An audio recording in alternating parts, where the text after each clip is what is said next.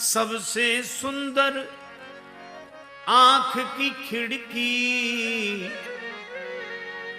जिसमें पुतली काली जमाने भर से, जिसमें पुतली काली जमाने भर से, काया कुटिया निराली जमाने भर से, काया कुटिया निराली जमाने भर से। ऐसी बढ़िया आंख की खिड़की में ये शीशा लगा है कि भीतर वाला तो बाहर वाले को देख लेता है, पर बाहर वाला भीतर वाले को नहीं देख पाता। इतनी सुंदर व्यवस्था। अच्छा, वैसे एक सज्जन कार खरीदने वाले थे, बोले महाराज अगली बार आओगे नई कार में बिठाई। संयोग से जाना हुआ, कार बोला अभी खरीदी नहीं। हमने कहा क्यों? बोले 1 महीने बाद खरीद रहे हैं। क्यों? कहा कि जिस कार हम लेना चाहते उसका लेटेस्ट मॉडल आ रहा है 1 महीने बाद। तो हम लेटेस्ट मॉडल का अर्थ नहीं समझे। उसने कहा कि पुरानी कार में जो कमी रह गई उसको इसमें सुधार दिया है। हमको लगा कि विज्ञान ने इतनी उन्नति की, पर आज तक हम एक परफेक्ट कार नहीं बना पाते, उसके लेटेस्ट मॉडल की जरूरत पड़ती है। पर वाह रे ब्रह्मा जी, जब से ये मनुष्य शरीर का ढांचा बनाया है आज तक इसके लेटेस्ट मॉडल की जरूरत ही नहीं पड़ी।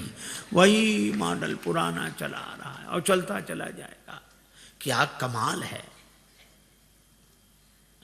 एक सज्जन बोले कुछ चीजें तो ब्रह्मा जी ने बेकार लगा दी। हमने कहा जैसे? का कान का ये छिद्र काफी था शब्द सुनने के लिए, ढक्कन काहे को लगा दिया ये? हमने कहा ब्रह्मा जी जानते थे बुढ़ापा आएगा चश्मा लगेगा, तो चश्मे के हैंडल कहाँ रहेंगे, इसलिए पहले से इंतजाम है सब।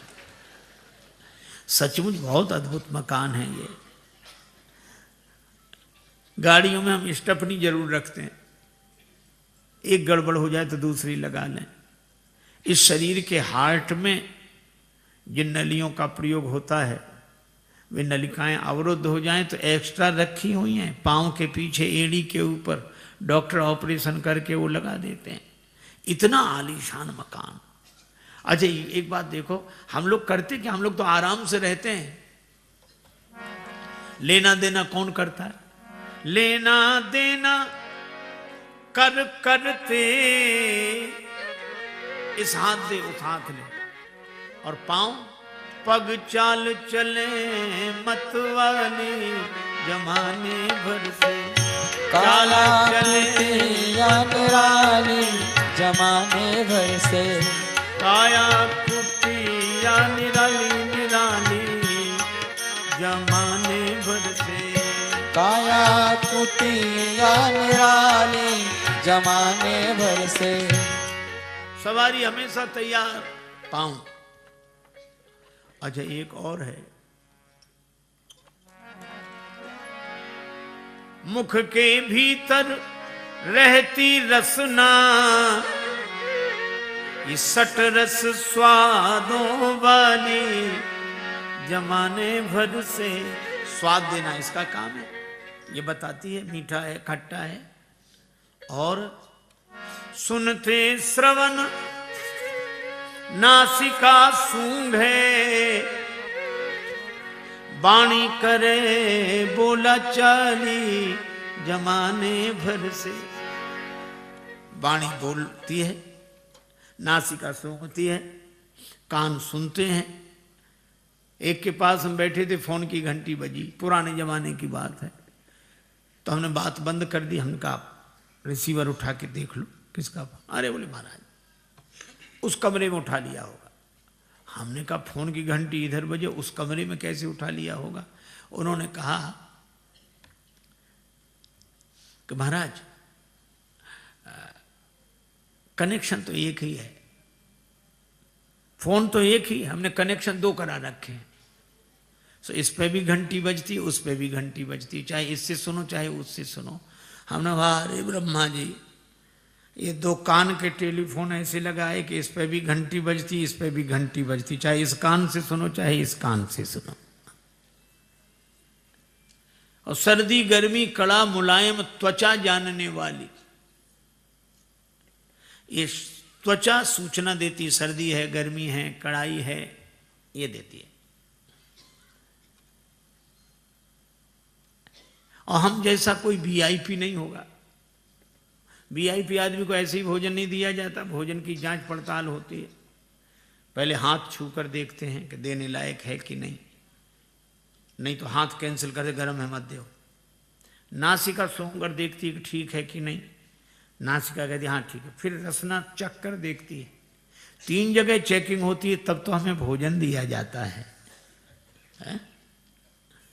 एक बार एक महात्मा हमारे संग गए, किसी के घर गए, संपन्न व्यक्ति था, तो हमारे साथ वो भी गए। तो उसने खीर परोसी,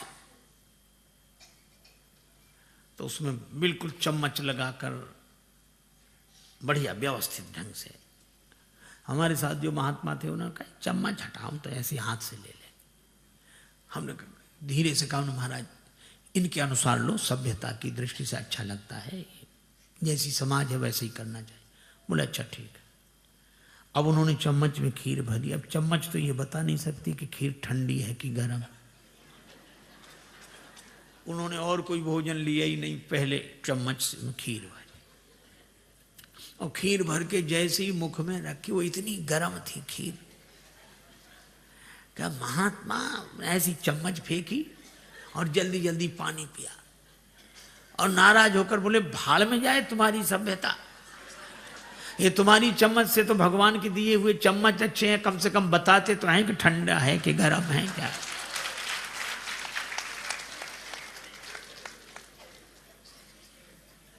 लेकिन इतना आलीशान मकान है तो इसकी व्यवस्था भी होनी चाहिए। हाँ है, चौकीदार है। चौकीदार कौन? काम क्रोध मद लोभ आदि से ये बुद्धि करे रखवाली जमाने भर से। बुद्धि करे रखवाली जमाने भर से। काया कुटिया निराली जमाने भर से। काया कुटिया निराली जमाने भर से। लेकिन एक बात है, बुद्धि बराबर सावधान करती, ये गलत ये सही, ये गलत ये सही, ये गलत ये सही। चौकीदार तो कहता जागते रहो जागते रहो, अब कोई ना माने उसकी बात। पर इसमें रहने वाला जो मन है वो नहीं सुनता बुद्धि की ना। उसने एक ही काम किया, करके संग इंद्रियों का मन ये बन बैठा जंजाली। इंद्रियों का साथ करके ये जंजाली बनकर बैठ गया। पर एक बात तो है, भूल गया वो। क्या? मकान तो आलीशान है, इसमें कोई कमी नहीं, लेकिन ये किराए का है। किराया खत्म, मकान खाली। और किराया क्या देना पड़ता है? इस कुटिया का नित्य किराया। कुटिया का किराया कौन देता है? हर क्षण देना पड़ता है। क्या है किराया? अरे ये श्वास चुकाने वाली जमाने भर से। श्वास चुकाने वाली जमाने भर से। काया कुटिया निराली जमाने भर से। काया कुटिया निराली जमाने भर से। श्वास खत्म, मकान खाली। किराया खत्म, मकान खाली। तो जन राजेश मोह मत करना। जन राजेश मोह मत करना, क्योंकि करना पड़ेगी ये खाली जमाने भर से। करना पड़ेगी ये खाली जमाने भर से। काया कुटिया निराली जमाने भर से। काया कुटिया निराली जमाने भर से। काया कुटिया निराली जमाने भर से। ये 5 तत्व के शरीर में रहना मानो पंचवटी में रहना है। और यहां सत्संग करते रहो। कोई ना हो तो सत्संग कैसे करें? लक्ष्मण जी प्रश्न पूछते हैं, राम जी उत्तर देते हैं। लक्ष्मण जी मानो लक्ष्योन्मुखी मन है। सुनो तात मन मत चितलाई। लक्ष्मण जी ने कहा, मोय समझाए कहो सोई देवा, सब तज करो चरण रज सेवा। आपके चरण रज की सेवा कर सकूं ऐसा मुझे समझाओ। मुझे माया के बारे में बताओ, ज्ञान के बारे में बताओ, वैराग्य के बारे में बताओ, ईश्वर जीव का भेद बताओ, भक्ति बताओ। भगवान ने कहा, समझाऊंगा नहीं बुझाऊंगा, थोड़े मुंह सब कहूं बुझाई। विस्तार से कह देना समझाना है, संक्षेप में कह देना बुझाना है। भगवान ने कहा, मैं और मोर तोर तय माया। मैं, मेरा, तुम, तुम्हारा, यही माया का घेरा है, यही माया है। लक्ष्मण जी ने कहा कि हम तो ज्ञान के बारे में पहले पूछा था। कहा कि नहीं, पहले माया के बारे में पूछ लो, समझ लो, क्योंकि ज्ञान होने पर फिर माया का अस्तित्व ही नहीं रह जाएगा, कैसे देख पाओगे।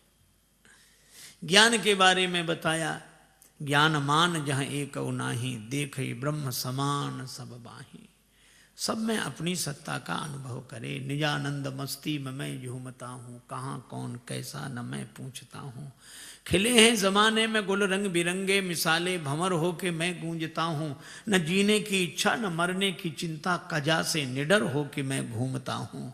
और मिली हैं जिनसे ये बेहद निगाहें, पकड़ उनके कदमों को मैं चूमता हूँ। हुआ मुक्त सबसे बड़ी खुश नसीबी, फकीरी खजाने को मैं लूटता हूँ।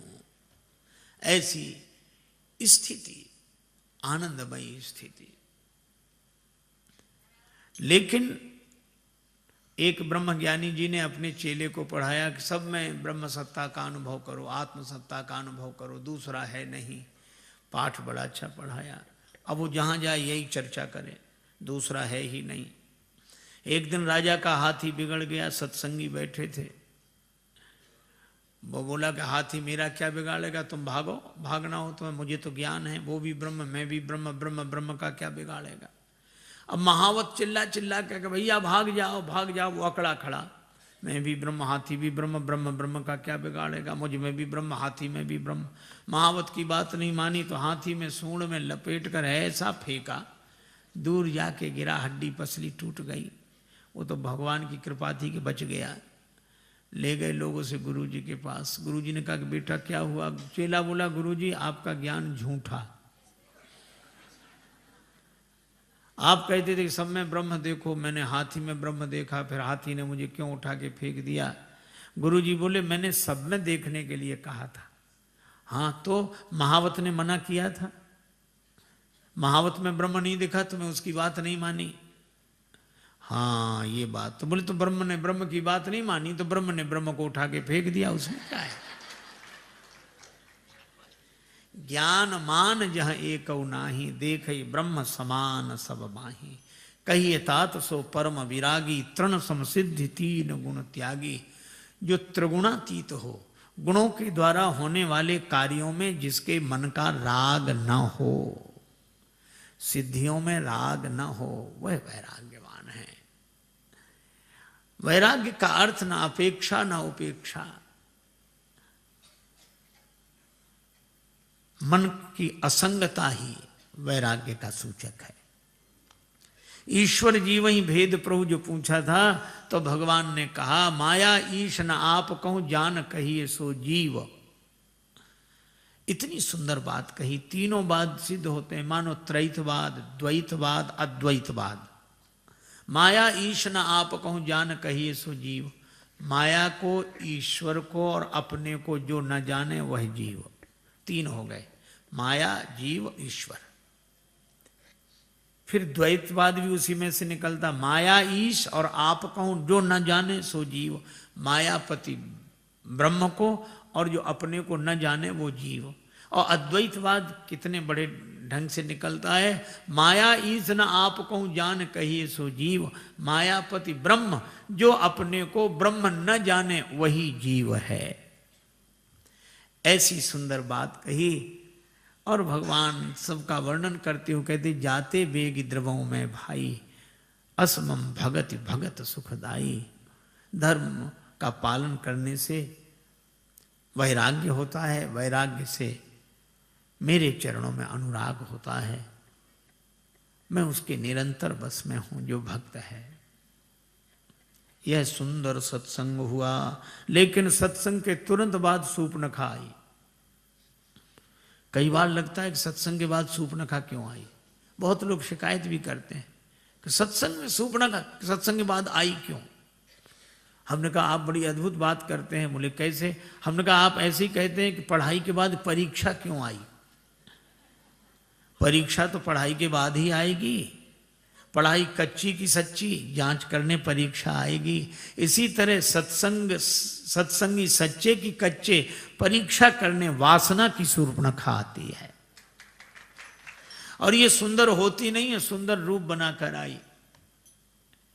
श्री राम जी से बोली तो कम, मुस्काई ज्यादा। रुचिर रूप धरी प्रभु पहुंच जाई, बोली वचन बहुत मुस्काई, बहुत मुस्कुरा। तुम सम पुरुष ना, आपके जैसा कोई पुरुष नहीं है। ब्रह्मा जी को प्रसन्नता हुई कि चलो राक्षसों में कोई भक्त तो हुआ, भगवान की स्तुति कर रहा है। तो ब्रह्मा जी ने जो ऊपर से देखा, तब तक ये नीचे से बोली, नमो सम नारी, मेरे जैसी नारी नहीं। ब्रह्मा जी ने कहा सब गड़बड़ कर दिया इसने।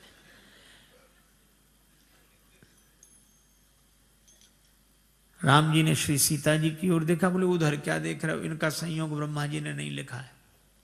इनके पिता कहते हैं लिखा न विधि वैदेही विवाह हो, ये तो हमारा आपका संयोग लिखा है। लिखे हो तुम सम पुरुष मो सम नारी और बिरंच विचारी। ब्रह्मा जी ने विचार पूर्वक हमारा आपका संयोग लिखा है। अब यहां कितना सुंदर संकेत है। श्री राम ज्ञानी है, ज्ञान रूप है। किसी ज्ञानी के जीवन में कोई वासना प्रवेश करे तो ज्ञानी को देही की ओर नहीं, वैदेही की ओर देखना चाहिए। और सदग्रस्त की धर्म मर्यादा के अनुरूप यह आचरण कि कोई वासना प्रवेश करे तो उन्हें अपनी भार्या की ओर देखना चाहिए। श्री सीता जी भगवान के चरणों की ओर देख रही हैं। भक्त के जीवन में वासना आवे तो उसे भगवत चरणार विंद का आश्रय लेना चाहिए। 2 की परीक्षा हो गई, पर तीसरे लक्ष्मण जी की परीक्षा के लिए भगवान ने कहा, आई कुमार मोर लघु भ्राता। अब कई लोगों को बड़ी कठिनाई होती, भगवान झूठ बोल गए, रामो दुविर न भासते, और राम जी झूठ बोल गए। राम जी अरे नहीं बोल गए, और बोल गए तो सूर्पनखा से बोल गए, सठे साठ्यम समाचरे। फिर भी कैसे कहा? हमने कहा जैसे सूर्पनखा ने कहा। सूर्पनखा बोली, ताते अवलग रही कुमारी, जबकि विवाह हो चुका था। विद्युत जेवा इसके पति का नाम था, पर अपने को कुमारी कह रही है। तो राम जी ने भी कहा कि सूर्पनखा जैसे तुम कुमारी हो वैसे ही आई कुमार मोर लघु भ्राता। विवाह के बाद तुम कुमारी, तो विवाह के बाद लक्ष्मण कुमारा। और भगवान ने सोचा शायद यहां ऐसे ही बोला जाता हो। सूर्पनखा को लक्ष्मण जी के पास भेजा। अब लक्ष्मण जी को बड़ा अटपटा लगा कि मेरे माँ ने कहा था, तात तुम्हारी माँ तो वैदेही, पिता राम सब भांति सनेही, और ये भगवान को क्या हुआ सूर्पनखा को इधर। पर लक्ष्मण जी को दूसरी बात याद आई कि माँ ने यह भी कहा था कि भगवान जिसमें प्रसन्न हो तुम उसमें प्रसन्न रहना। सूर्पनखा जैसे ही आई तो लक्ष्मण जी ने सूर्पनखा की ओर नहीं देखा, प्रभु बिलो के बोले मृदुबानी, भगवान की ओर देखा और बोले सुंदरी सुनो, हे सुंदरी सुनो। सूर्पनखा ने सोचा जो बिना देखे सुंदरी कह रहा है वो देखेगा वह तो बलिहार हो जाएगा। सूर्पनखा ने कहा कि मेरी ओर तो देखो। लक्ष्मण जी ने कहा कि जब तक नहीं देख रहा हूं तभी तक सुंदरी हो, और सचमुच वासना तभी तक सुंदर प्रतीत होती है जब तक कि वैराग्य की दृष्टि से उसे नहीं देखा जाता, और वैराग्य की दृष्टि से देखने पर तो उसका विरूपीकरण हो जाता है। लक्ष्मण जी ने भी व्यंग किया, प्रभु समर्थ कौशलपुर राजा, वे समर्थ हैं, अयोध्या के राजा हैं। इनके पिताजी ने 3 विवाह किए थे, ये 2 विवाह कर लेंगे तो क्या बिगड़ जाएगा। जो कछु करें उन्हीं सब छाजा। तीनों की परीक्षा हो गई, कामना में विघ्न पड़ा, क्रोध आया और लक्ष्मण जी ने उसको नाक कान से रहित कर दिया। मानो संकेत यह है कि इस वासना ने बड़ों बड़ों की नाक काट दी, मुझे दिखाने लायक नहीं बचे। बड़ों बड़ों की नाक काट दी इस वासना ने, लेकिन अयोध्या के इन दिव्य सत्संगियों ने वासना का विरूपीकरण कर दिया। सच्चे सत्संगी वे हैं जिनके यहाँ वासना के नाक कान कट जाते हैं। खरदूषण के पास गई, खरदूषण 14,000 राक्षसों को लेकर आया आक्रमण करने। भगवान राम ने लक्ष्मण जी से कहा, ले जाने की ही जाओ गिरी कंदर, श्री जानकी जी को लेकर गिरी कंदरा में जाओ। भगवान आप अकेले रह जाएंगे, का अकेले ही रहना है। राक्षस आए, राम जी ने धनुष बाण नहीं उठाया, कोई शस्त्र नहीं चलाया। माया नाथ अति कौतुक करो, ऐसा तमाशा किया, सब राक्षसों के भीतर प्रकट हो गए। तो राक्षस एक दूसरे में राम जी को देखो, ये रहे ये रहे, ये इन्हें मारो, इन्हें करी संग्राम रिपुदल लरी मर्यो। कितना बढ़िया संकेत है। ये 14,000 राक्षस आए और एक दूसरे में राम जी को देखकर आपस में लड़कर मरकर मिट गए। मैं भी आपसे कहता हूं, अगर हम भी अपने जीवन में एक दूसरे में राम जी को देखना शुरू कर दें तो सारी बुराइयां अपने आप मिटकर समाप्त हो जाएंगी।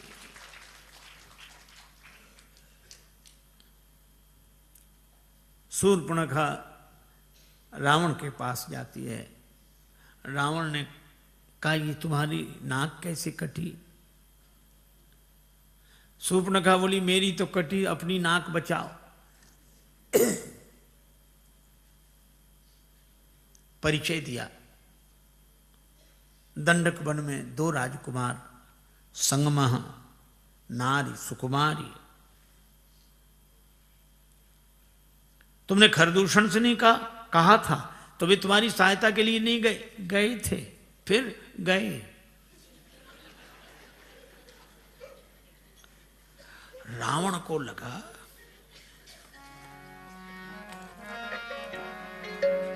खरदूषण मौसम बलवंता, बलवंता खरदूषण।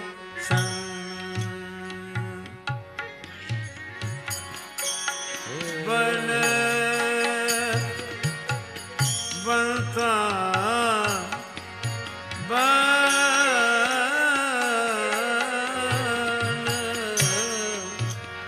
बलवंता हो खरदूषण।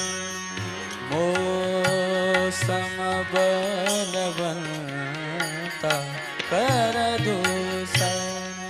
तिन्हि कुमार बिनु भगवंता, तिन्हि कुमार बिनु भगवंता खरदूषण। मोहे सम बलवंता खरदूषण। सुररंजन भंजन मही भारा,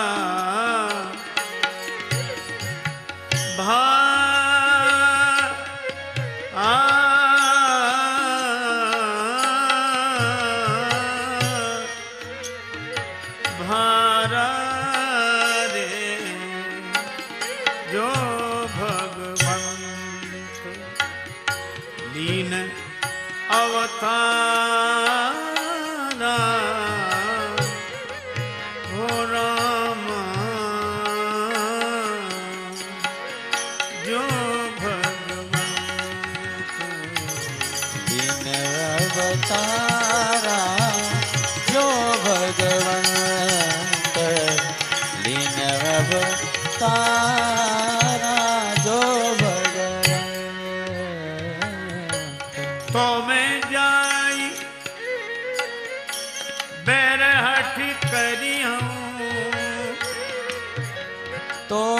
जाए बेरहट करे हम प्रभु सर प्राण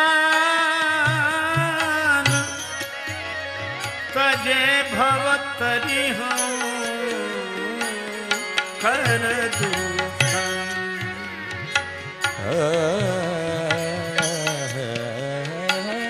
हर दूषण मोहि समबल बनता कर दूषण मोहि बलवंता कर दूषण।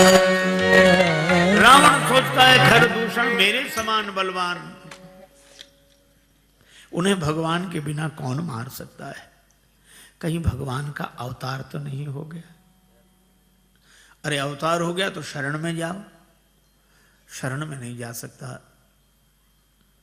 स्वभाव है बैर करूंगा, और जब बैर करोगे तो भगवान का बाण लगेगा तो मुक्ति मिलेगी।